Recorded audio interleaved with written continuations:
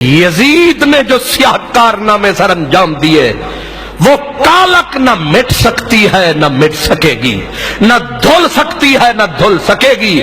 اب یہ کہنا کہ جناب یزید قسطنطنیہ کی جنگ میں گیا تھا، چند منٹوں میں اس کا جواب سن لو تاکہ یہ بھی یزیدی پلید جو دھوکہ دیتے ہیں نہ دے سکے۔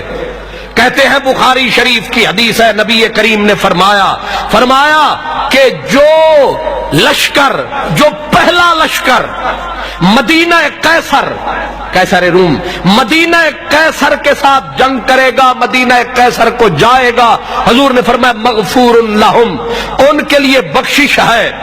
اور کہتے ہیں یزید اس میں تھا، بلکہ بعض نے لکھا یزید اس میں سپہ سالار تھا۔ اب اندھے کو اندھیرے میں بڑی دور کی سوجھی، یہ سمجھتے یہ ہیں یہ دلال، یہ جھوٹے، یہ کذاب کہ صرف کہنے سے مانا جائے گا۔ تو میری بات ذرا دماغ کی تختی پہ لکھ لو، یہ سب سے بڑا یزیدی، یہ یزید کو رحمت اللہ علیہ کہنے والے یہی دھوکہ دیتے ہیں۔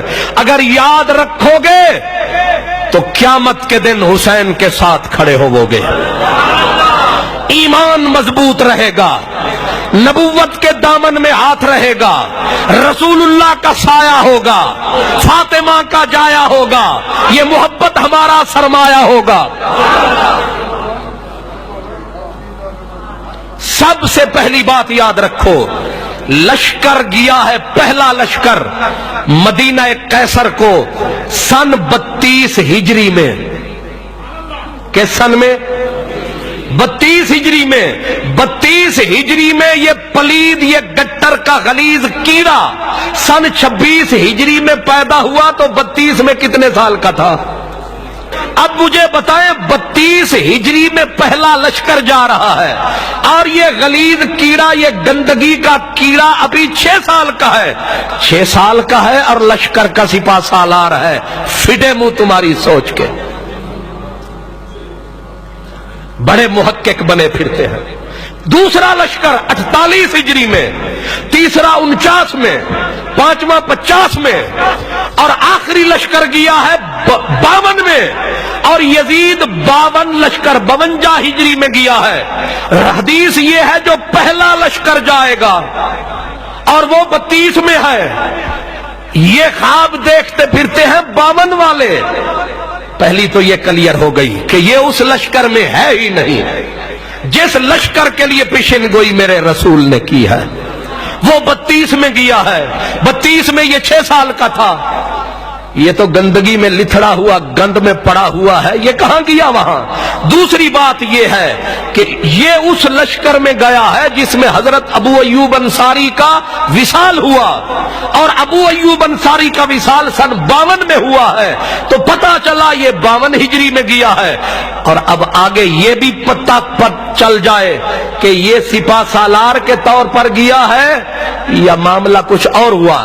تاریخ ابن خلدون، فلسفی مورخ امام ابن خلدون، وہ کہتے ہیں کہ لشکر گیا تھا پہلے، لشکر کے سالار تھے حضرت سفیان ابن عوف، لشکر راستے میں کسی آزمائش کا شکار ہو گیا، تکلیفیں، بیماریاں پھوٹ پڑی، کچھ لوگ شہید ہو گئے راستے میں۔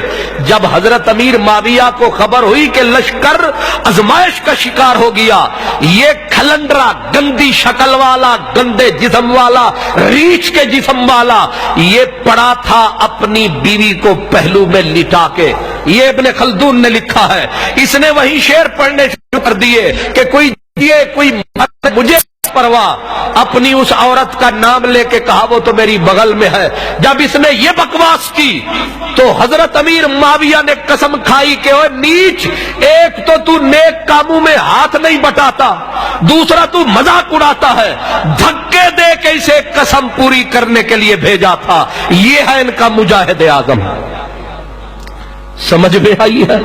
وہ اس حدیث میں یہ شامل ہی نہیں ہے، اس حدیث میں اس کا نام نشانی نہیں ہے۔ جس لشکر کے بارے میں حضور نے فرمایا وہ 32 میں گیا ہے، 32 ہجری میں اس کی عمر 6 سال کی تھی۔ تو یہ یزیدی پلید اس بات کو لے کے کل ہی مجھے ایک غریب مستری میرے پاس کام کر رہا تھا، مجھے کہنے لگا، میں ایک گھر میں کام کر رہا تھا تو میں نے کہا دیکھو جی ظلم، یہ یزید کو رحمت اللہ علیہ کہتے ہیں. تو وہ کہنے لگا وہ تو رحمت اللہ علیہ ہے. وہ کہتا ہے بیچارہ غریب. میں نے کہا وہ کیسے؟ کہنے لگا قسطنطنیہ کی جنگ میں گیا تھا. اب اس نے کہا مجھے تو پتہ ہی کوئی نہیں تھا، میں کیا بتاتا. تو میں نے اسی لیے بتا دیا ہے تاکہ سند رہے. حسین حسین ہے، یزید پلید ہے. انشاءاللہ قیامت کا جب دن آئے گا امام حسین رسول اللہ کے پہلو میں کھڑے ہوں گے. اور ہماری یہ دعا ہے، ہماری یہ آج دعا ہے، اے کائنات کے والی کرم فرمانا.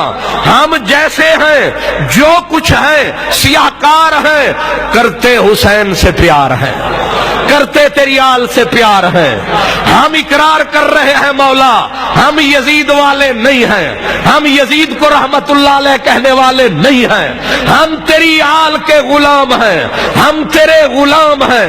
ہم فرید کی زبان میں اعلان کر رہے ہیں کہ تیری آل کے حق میں ہو جسے ذرہ خیرت، تیری آل کے حق میں ہو جسے ذرہ خیال ضد. وہ لئیم ہے، وہ لئیم ہے، ولد الحرام ہے. چاہے قبول کر چاہے نہ کر قبول، شاہ فرید ازل سے تیرا غلام ہے. شاہ قادری ازل سے تیرا غلام ہے.